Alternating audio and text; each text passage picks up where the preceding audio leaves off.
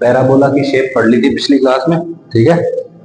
अब हम पढ़ेंगे पैराबोला की शेप और उसकी प्रॉपर्टीज के बारे में, ठीक है।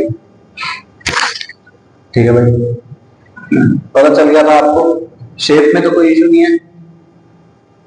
हाँ भाई, y is equal to a x square plus b x plus c को हम जब सॉल्व करते हैं तो capital Y is equal to a into capital x square, इस तरह का ग्राफ बनता है। And it is similar to shifting a parabola to the coordinates कहां पे, minus D by two a comma minus D by four a, ठीक है। जैसे ये जो ग्राफ है इसमें वर्टेक्स कहां है, minus D by two a comma minus D by four a पे, तो हम ये बोल रहे हैं कि ये जो ग्राफ है ये एक नए कोऑर्डिनेट सिस्टम में ओरिजिन पे वर्टेक्स वाला है, और ये जो नया सिस्टम है इसमें एक्स एक्सिस और वाई एक्सिस दोनों शिफ्ट हो गए हैं, और जो नया ओरिजिन है उसके कोऑर्डिनेट्स क्या है, minus D by two a comma minus D by four a. कोई दिक्कत है इसमें? बिल्कुल सिंपल है, यही पढ़ा था हमने, है ना। और जो ये ग्राफ होता है y is equal to a x square plus b x plus c, इसमें कुछ कुछ प्रॉपर्टीज याद हो गई होंगी आपको, क्या क्या थी। ए अगर पॉजिटिव है तो हंसता हुआ बनेगा, ए अगर नेगेटिव है तो रोता हुआ बनेगा, है ना। दोनों ही केसेस में जो वर्टेक्स होगा वो same point minus D by two a comma minus D by four a पे होगा। एक्स एक्सिस को कहां कट करेगा ये बोलो, अल्फा बीटा पे।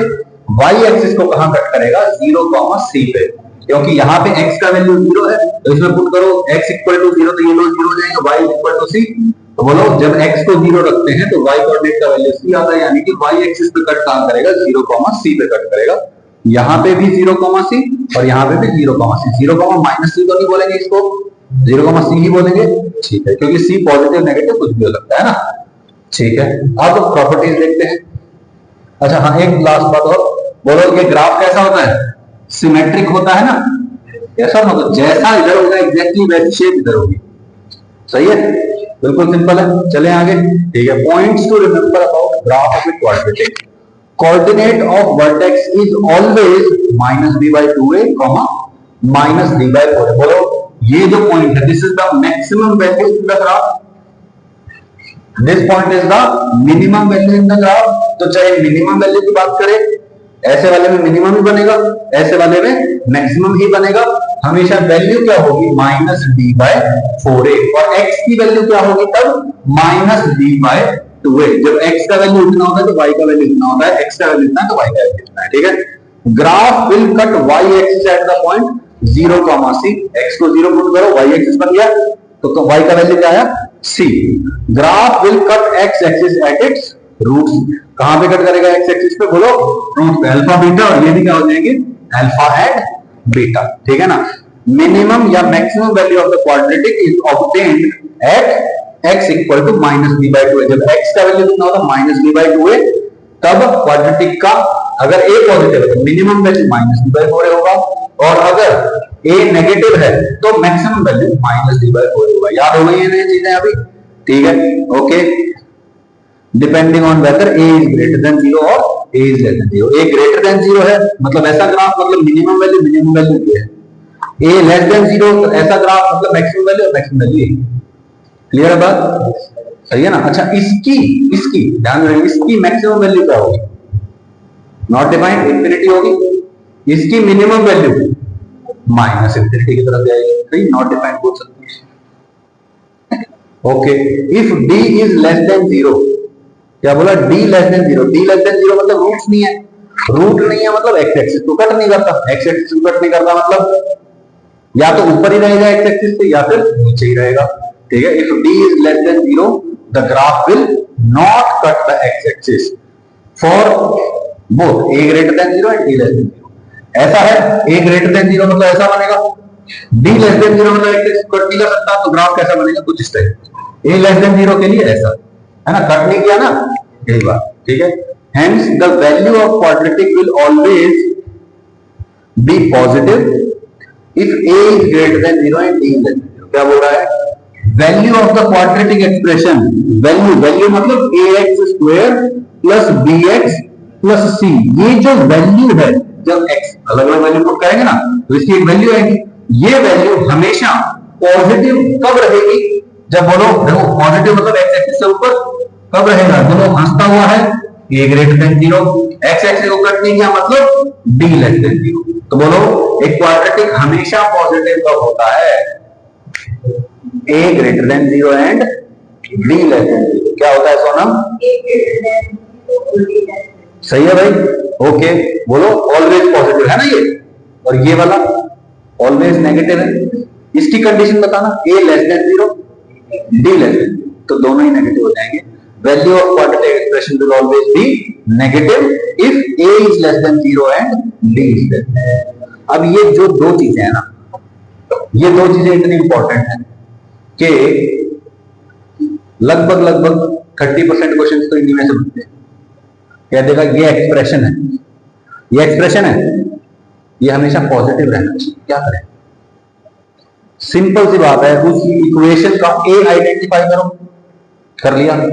उसका कैपिटल डी यानी कि D square minus 4ac identify करो, हमेशा पॉजिटिव तो ये कंडीशन, हमेशा नेगेटिव तो ये कंडीशन, बस खत्म। बस इतना सही है, समझ में आया ना?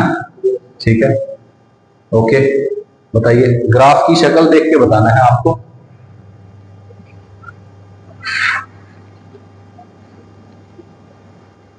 बोलो भाई, इस केस में ग्राफ हंसता है कि रोता है? हंस रहा है, मतलब ए का वैल्यू क्या होगा? ए पॉजिटिव हो जाएगा, सही है। एक्स एक्सिस को कट किया, कट किया क्या? कट नहीं किया, कट नहीं करता हूं तो डी लेस देन जीरो, सही है। तो here A is greater than zero and capital D is less than zero, सही है। ये जो एक्सप्रेशन है, सॉरी ये जो ग्राफ है, ये किसका है? A x square plus b x plus c का, और ये एक्सप्रेशन हमेशा पॉजिटिव है ना, हमेशा पॉजिटिव है, मतलब a x square plus b x plus c is greater than zero. कब? For all values of x, x का कुछ भी रियल वैल्यू है, हमेशा ये क्या है? पॉजिटिव। समझ में आया? ओके। इस वाले के लिए बताइए, हंसता है कि रोता है ना? दुखड़ा है, मतलब ए इज क्या एक्स एक्स को कट करता है? नहीं करता, मतलब d is less than zero, सही है। बोलो क्या ये expression a x square plus b x plus c always negative है? ऑलवेज नेगेटिव है ना, क्या कभी पॉजिटिव हुआ क्या?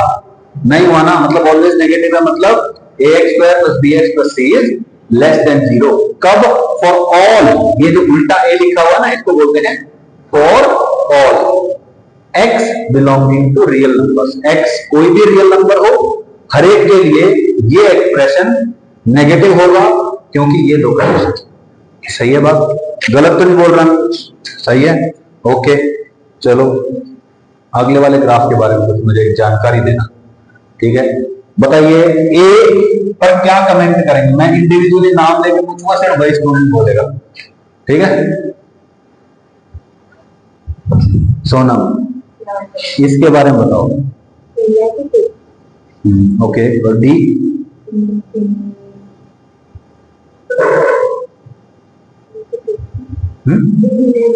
डी दोनों गलत बताया,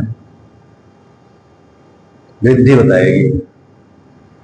हो सकता है इसमें दोनों सही बताएं, कुछ भी हो सकता है। ए पॉजिटिव, और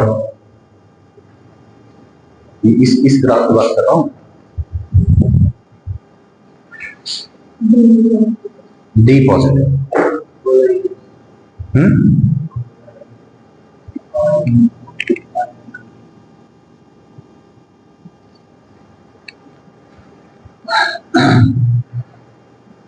हंसता है कि रोता है? ये ग्राफ सुना, हंस रहा है तो ए क्या होता है?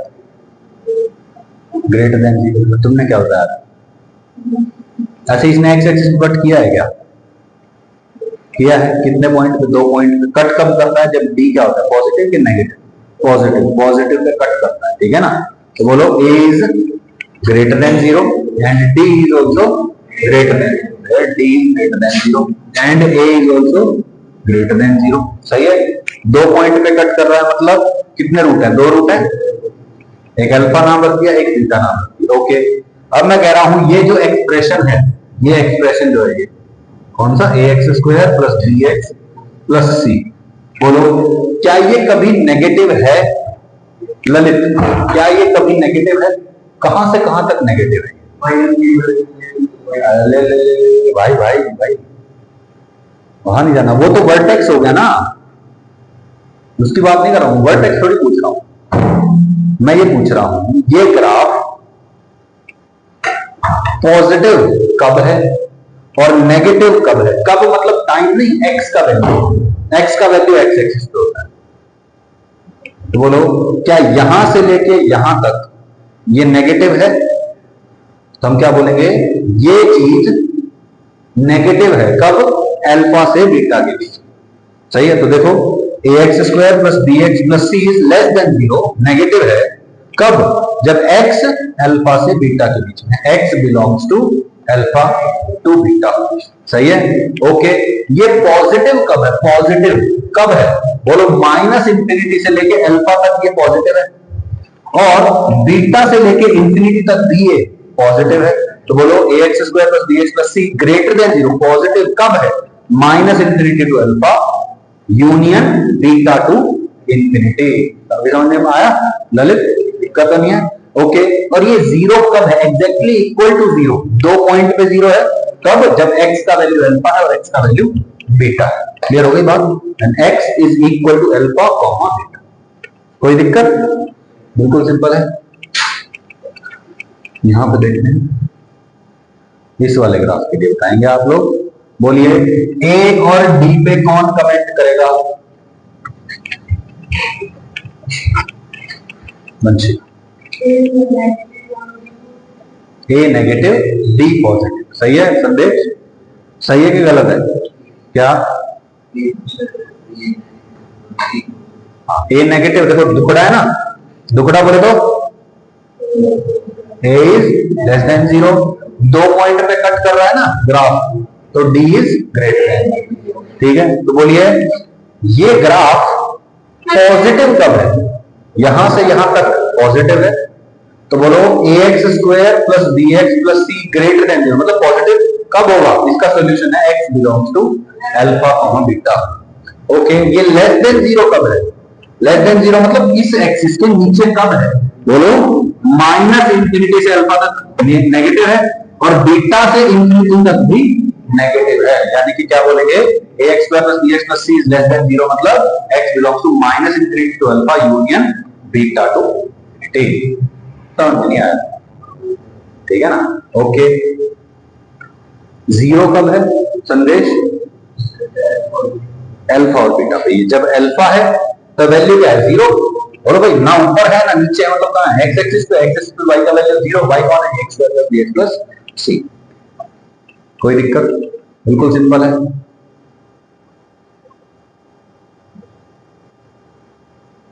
कहने की जरूरत तो नहीं है, ठीक है। हाँ, ये उल्टा a है, मतलब ये क्या है? This symbol means for all. ठीक है ना, कोई दिक्कत? बता दिया था मैंने अभी। A general point of the quadratic graph is x, y। ठीक है, कोई भी जनरल पॉइंट है, कोई भी जनरल पॉइंट क्या होगा? x, y, और y क्या है for this quadratic? ax square plus bx plus c। तो अगर आपको क्वाड्रेटिक वाला जो ग्राफ है उस पे कोई पॉइंट अज्यूम करना पड़ जाएगा भी, तो आप क्या लिखेंगे? x, ax square plus bx plus c, x, y, y मतलब ax square plus bx plus c। कोई दिक्कत? बिल्कुल सिंपल है, ओके। मान लीजिए कोई लाइन है, ठीक है, y is equal to mx plus c, ये लाइन की इक्वेशन है। जैसे y is equal to x square plus bx plus c, उसकी पैराबोला की इक्वेशन है, ऐसे ही y is equal to mx plus c line की इक्वेशन है। अब आगे चल के आपको कैसे क्वेश्चन देखने को मिलेंगे? कह देगा कि एक लाइन है y is equal to mx plus c, वो एक ग्राफ को टच करती है। कौन से ग्राफ को? क्वाड्रेटिक को, क्वाड्रेटिक वाले ग्राफ को टच करती है, तो कुछ कुछ इस तरह की शक्ल बनेगी। सही है, बोलो इस लाइन पे कोई पॉइंट मुझे अज्यूम करना है, उसका नाम क्या रखूंगा मैं? x, y। भाई कोई भी पॉइंट होता है, जनरल शेप तो यही होती है। इस लाइन के लिए y का वैल्यू क्या है? mx प्लस c, तो जहां y लिखा हो वहां पे क्या लिख देंगे? सही है, एक तो ये पॉइंट हो जाएगा, और कह देगा कि ये ग्राफ और ये लाइन कहां मिलते हैं एक दूसरे से, कहां इंटरसेक्ट होते हैं ये दो ग्राफ। तो बोलो जहां पे इंटरसेक्ट होंगे वहां पे इस लाइन का जो पॉइंट है, general point x, P x plus Q या एम एक्स प्लस सी, वो इस ग्राफ पे भी लाई करेगा। मतलब एक ऐसा पॉइंट होगा जो इस इक्वेशन को भी सेटिस्फाई करता है और इसको भी सेटिस्फाई करता है। यस और नो? तो हम क्या करेंगे, let the point is x, y। सही है? बोलो, दोनों के लिए जनरल पॉइंट क्या था, x, ax square plus bx plus c, और इसके लिए x और px प्लस q। तो बोलो x, ax square plus bx plus c, ये वो पॉइंट है जो इंटरसेक्शन पॉइंट है। और x, mx प्लस c, ये भी वही इंटरसेक्शन पॉइंट है। भाई ये जो पॉइंट है ये उस ग्राफ पे है, सीधी लाइन पे, ये पॉइंट है पैराबोला पे। और मैं कहता हूं ये दोनों पॉइंट एक ही जगह पे तो है, क्योंकि इंटरसेक्ट कर रहा है, तो इस ग्राफ का पॉइंट और इस लाइन का पॉइंट एक ही पॉइंट तो है।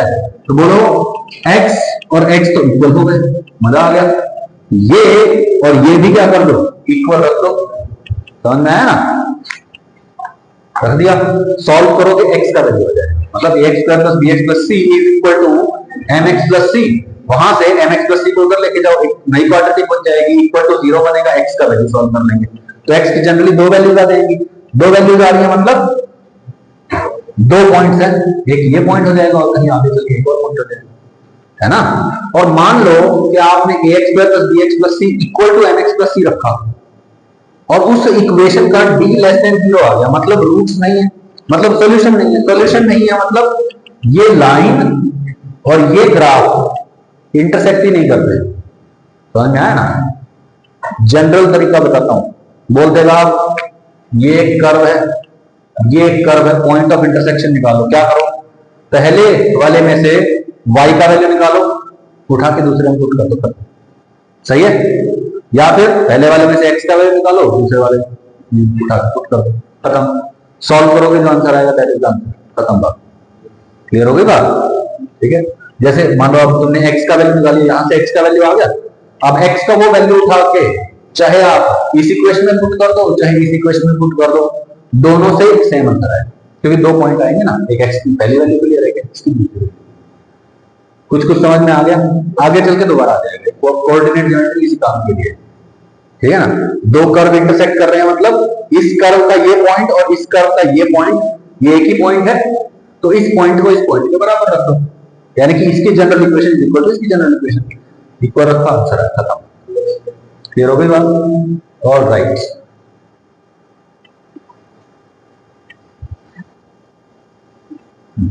Thank you. ओके, अब ये क्वेश्चन देखो, what time is it? Okay,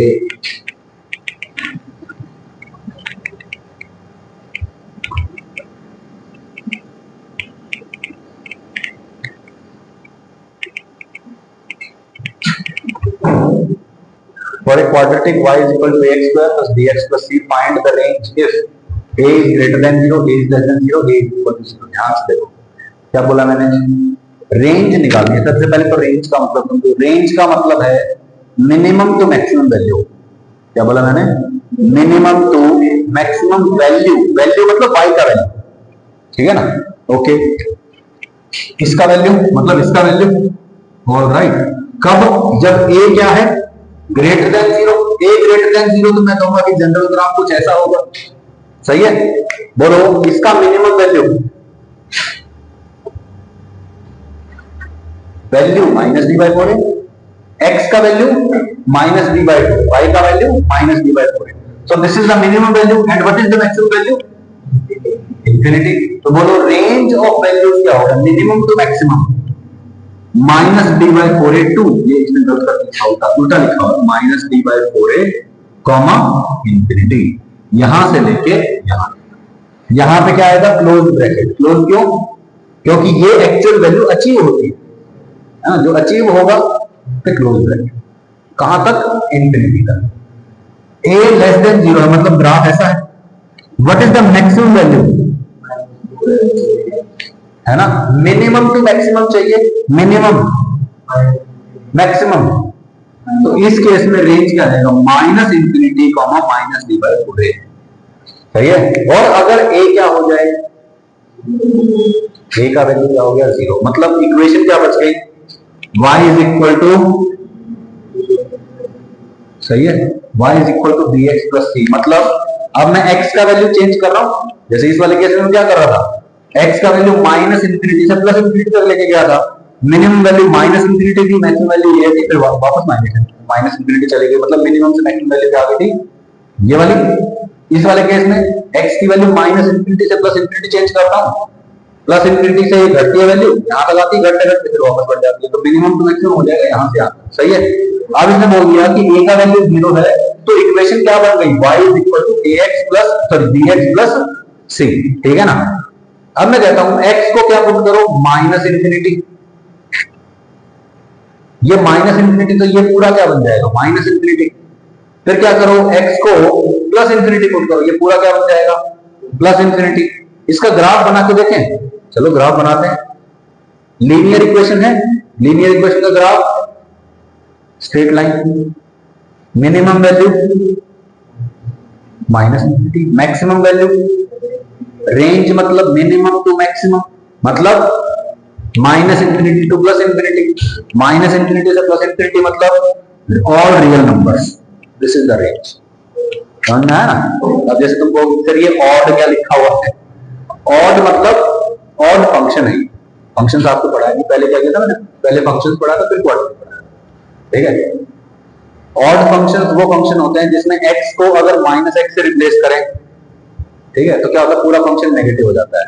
या फिर ऑड डिग्री वाले जो फंक्शन होते हैं, जैसे ये वाला ऑड डिग्री का फंक्शन, ऑड फंक्शन और ऑड डिग्री। ठीक है, तो यहाँ पे क्या है, ऑड डिग्री है, ऑड डिग्री के जितने भी पॉलिनोमियल फंक्शन होते हैं सबकी रेंज रियल नंबर से होती है। जैसे क्यूबिक फंक्शन है, क्यूबिक फंक्शन याद है आपको, माइनस इंफिनिटी से प्लस इंफिनिटी। ऐसे ही x की पावर 5 का ग्राफ है, तो जब भी डिग्री ऑड होगी फंक्शन की रेंज ऑल रियल नंबर्स होगी, और जब भी फंक्शन की डिग्री, पॉलिनोमियल फंक्शन की डिग्री इवन होगी, रेंज रियल नंबर्स कभी नहीं होगी, उससे कम होगी। समझ में आया। ठीक है, ओके। अब स्टैंडर्ड क्वेश्चन आते हैं, स्टैंडर्ड बिल्कुल देखो, प्रॉपर्टी रख ली ना आपने, है ना। कोई भी फंक्शन, कोई भी क्वाड्रेटिक फंक्शन हमेशा पॉजिटिव कब होता है, हमेशा positive, a greater than 0, d less than, d less than 0 है ना, और टच नहीं करेगा। ओके, तो ये कह रहा है find the range of values of p, p की वो वैल्यू की लिस्ट बताइए फॉर विच ये एक्सप्रेशन ग्रेटर देन 0 रहता है। कब, for all values of x, x की सारी वैल्यूज के लिए ये एक्सप्रेशन पॉजिटिव रहना चाहिए। ये क्वाड्रेटिक है, और x की हर एक वैल्यू के लिए क्या होना चाहिए पॉजिटिव, मतलब इस इक्वेशन का a क्या होना चाहिए और d क्या होना चाहिए। इसका a ग्रेटर देन 0 है, ये तो अपने आप ही चेक हो गया। Okay, alright, d less than 0 है, मतलब b square minus 4ac should be less than 0।